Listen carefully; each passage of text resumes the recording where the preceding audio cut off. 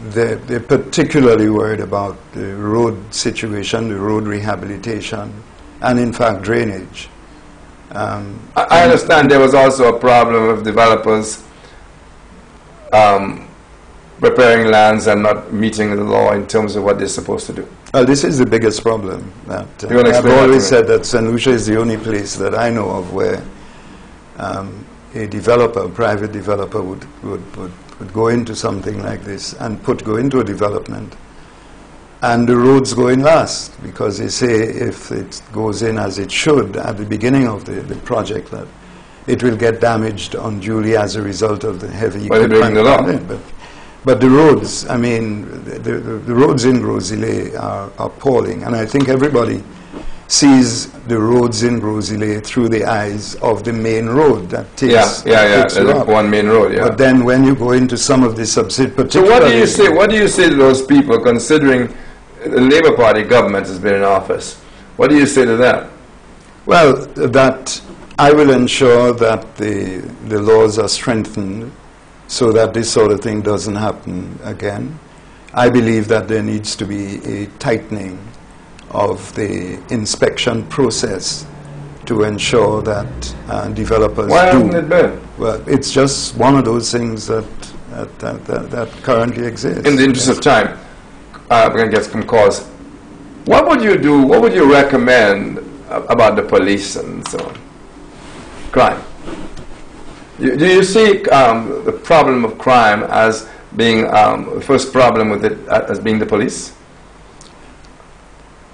I know that in Gros Islet, there needs to be a redeployment of the police to what I call community policing.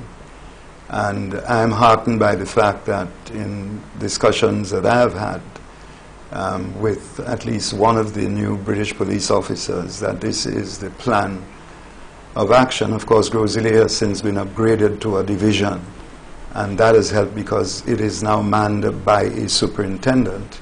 The question of patrols, but that's perennial. That's perennial. I've heard that over and But that's why I'm saying Gros Islet. On the national front, in addition to whatever the government, the many measures that the government is taking, for me, I refer to the re-engineering of the social infrastructure. I believe the causes of crime, we need to investigate more closely.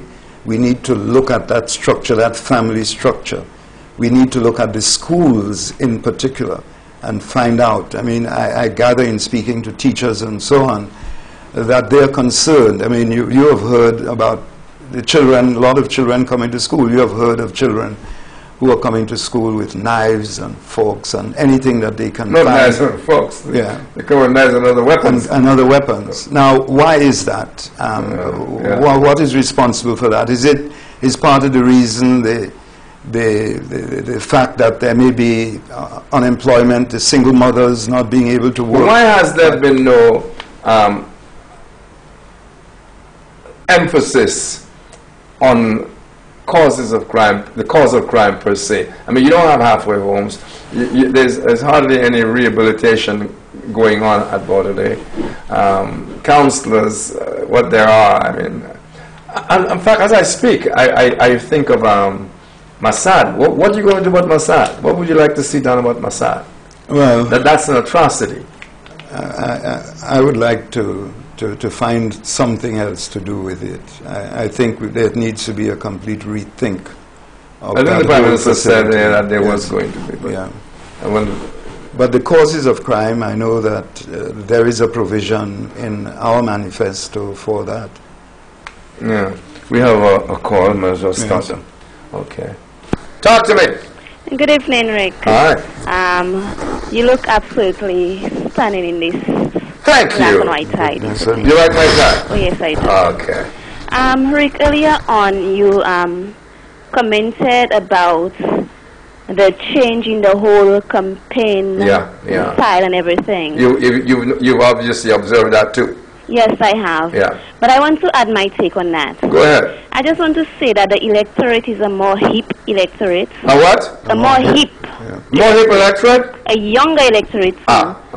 And young people are a set of human beings who are easily bored. Mm-hmm. Therefore, you need to move with the times to attract that set of people, while at the same time getting the message across to them. You think they're doing that? Getting the message across, Carl? Almost certainly we are. Okay. We are doing that. Now, I just want to say something to Brother Hunt. Oh, you're one of the brothers? Oh, come on, you spoiled that. I thought you were just a straight caller. Talk to me, go ahead. Yes, I want to wish Mr. Hunt the best in the upcoming poll. I know undoubtedly that he will take the Grizzly seat back to the Labour Party.